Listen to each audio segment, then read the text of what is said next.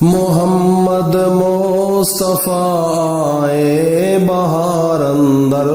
بہار آئی، محمد مصطفیٰ آئے بہار اندر بہار آئی، زمیں کو چومنے جنت کی خوشبو بار بار آئی، محمد مصطفیٰ آئے بہار اندر بہار آئی، جناب آمنہ کا چاند چمکا جب زمانے میں، جناب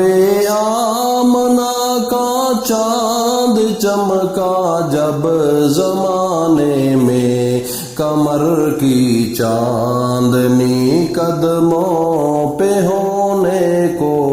نثار آئی، محمد مصطفیٰ آئے بہار اندر بہار آئی، محمد مصطفیٰ آئے، وہ آئے تو منادی ہو گئی سارے زمانے میں، وہ آئے تو منادی ہو گئی سارے زمانے میں، بہار آئی بہار آئی بہار آئی بہار آئی، محمد مصطفیٰ آئے بہار اندر بہار آئی، زمیں کو چومنے جنت کی خوشبو بار بار آئی، محمد مصطفیٰ آئے۔ معزز سامعین، عزیز ساتھیوں، دوستوں، بزرگوں، میری ماؤں، بہنوں، بیٹیوں، السلام علیکم ورحمۃ اللہ وبرکاتہ۔ ربیع الاول کے مہینے کی 8 تاریخ آج ختم ہونے کو ہے، اور جب ربیع الاول کا مہینہ ذہن میں آتا ہے یا کوئی بندہ نام لیتا ہے تو فی الفور ذہن کے اندر میرے نبی کی ولادت باسعادت آ جاتی ہے۔ کتنا اچھا موقع دیا اللہ رب العزت نے کہ ہماری زندگی کے اندر اللہ نے پھر دوبارہ ربیع الاول کا مہینہ ہمیں عنایت فرمایا۔ تو میرے نبی حضرت محمد مصطفیٰ صلی اللہ تعالی علیہ وآلہ وسلم جب اس دنیا کے اندر تشریف لائے تو اس دن سوموار کا دن تھا، اور جب نبوت میرے نبی کو ملی تو اس دن بھی سوموار کا دن تھا۔ میرے نبی حضرت محمد مصطفیٰ صلی اللہ علیہ وآلہ وسلم اپنی پوری زندگی کے اندر آپ سوموار کا روزہ رکھتے تھے، اور لوگوں کو بھی بتاتے تھے کہ اس دن کو میں پیدا ہوا ہوں اور اسی دن کو مجھے نبوت سے نوازا گیا۔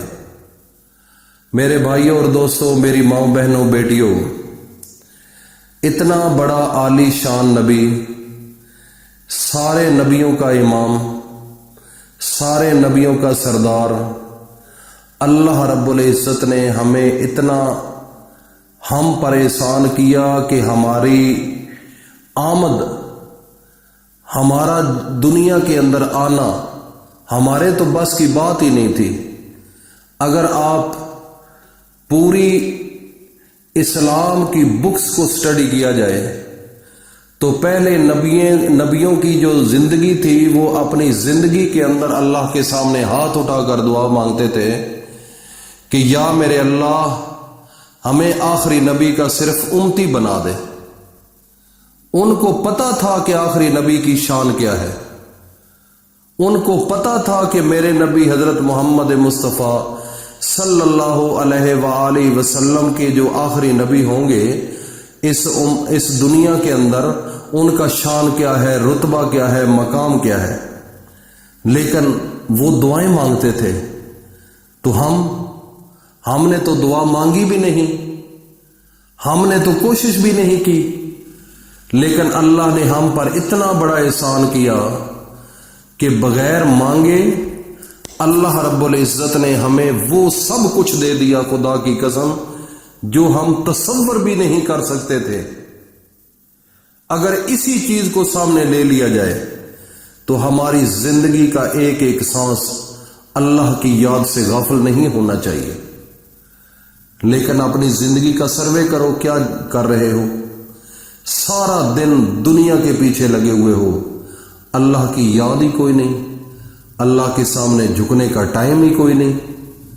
سارا دن اپنے بزنس کے لیے، اپنے بچوں کے لیے، اپنی گاڑی کے پیچھے، اپنی کوٹھی کے پیچھے، اس دنیا کے پیچھے سارا دن دوڑ لگی ہوئی ہے، لیکن یہ کوئی پتہ نہیں کہ ہمیں اس دنیا کے اندر کیوں بھیجا گیا، اور اللہ نے ہم پر کتنا بڑا احسان کیا کہ ہمیں آخری نبی کا اللہ نے امتی بنا دیا۔ تو میرے بھائی اور دوستو، اگر آپ اپنا محاسبہ کریں، محاسبہ کیا ہے؟ جیسا ایک آپ سیاسی لیڈروں سے سنتے ہوں گے کہ جب ایک حکمران حکومت میں آتا ہے تو وہ کہتا ہے کہ میں آپ کا احتساب کروں گا۔ وہ احتساب کیا ہوتا ہے؟ میں اس کو چیک کروں گا کہ یہ کیا کرتا رہا ہے، اس نے کہاں سے یہ پیسہ کمایا، کیا یہ لیگل ہے، انلیگل ہے، کیا ریزن ہے، اس نے جو کام کیا ہے وہ اچھے کیے ہیں یا برے کیے ہیں، اس کا احتساب کیا جاتا ہے۔ تو یہ تو لفظ آپ نے سنا ہوگا، لیکن میرے بھائی اور دوستو، ہر انسان کو اپنا احتساب خود کرنا چاہیے۔ یہ ادھر تو اس دنیا کے اندر یہ ہے کہ جو حکمران بنتا ہے وہ احتساب کرتا ہے، لیکن اللہ کے ہاں اگر آپ کامیابی چاہتے ہو، اللہ کے ہاں اپنے دل کو سکون چاہتے ہو، اگر اس دنیا کے اندر کامیابی چاہتے ہو، پیسوں کی ضرورت ہے، گھر کے اندر سکون کی ضرورت ہے، جسم کے اندر کوئی بیماریاں لگی ہوئی ہیں، وہ بیماریاں ختم ہونے کا نام نہیں لیتی، تو وہ پریشانی ہے، گھر کے اندر ہر وقت لڑائی جھگڑا ہے، اور اس کے علاوہ حاسد لوگ آپ کے اوپر جادو کرتے ہیں، اور اس کے علاوہ آپ کو مارنے کی وہ پالیسی بناتے ہیں، گھروں کے اندر بچے پڑے ہوئے ہیں، ان کو نوکریاں نہیں مل رہی، اولادیں جوان ہو چکی ہیں، ان کی شادیاں نہیں ہو رہی، ان کے پاس پیسہ نہیں کہ وہ جہیز بنا لیں، تو میرے بھائی اور دوستو، یہ انسان اسی مشکل کے اندر پھنسا ہوا ہے۔ اس سے نکلنے کا صرف فقط ایک حل ہے کہ اپنا محاسبہ کرو، اپنا خود احتساب کرو، رات کو تھوڑا سا 5 منٹ ٹائم دے دیجئے کرو اپنے آپ کو کہ میری زندگی کیسے گزر رہی ہے، میں کس جانب رواں دوا ہوں۔ تو میرے بھائی اور دوستو، صرف یہ ایک آپ نے عمل کرنا ہے ہر روز عشاء کی نماز کے بعد، اور اول و آخر 3 بار درود شریف پڑھنے کے بعد اللہ کا ایک نام ہے۔ جب آپ یہ درود شریف پڑھیں گے، اور سب سے پہلے آپ نے اپنا احتساب 5 منٹ کرنا ہے، اور اپنا سروے کرنا ہے کہ میں کیا کر رہا ہوں، اور اس کے بعد یا ودودو، یہ اللہ کا ایک اسم ہے، اس اسم کے اندر اتنا جلال کمال اور اتنی طاقت ہے کہ اللہ کے ولیوں نے یہ ان اللہ کے اسم کا وظیفہ کر کے ایک بہت بڑا مقام حاصل کیا ہے۔ پھر وہ کیا ہوتے ہیں؟ ان کے ہاتھ پر اللہ تعالیٰ کرامات ظاہر کرتے ہیں۔ تو میرے بھائی اور دوستو، یہ چھوٹا عمل نہیں، بہت بڑا عمل ہے۔ اس کو صدقہ جاریہ سمجھ کر اپنے دوستوں میں شیئر کرو، اور یہ اگر آپ نے عمل کر لیا، دل کے اندر جس چیز کی طلب ہے، پیسے کی ہے، بچی کی یا بچے کی شادی کا معاملہ ہے، نوکری کا کوئی معاملہ ہے،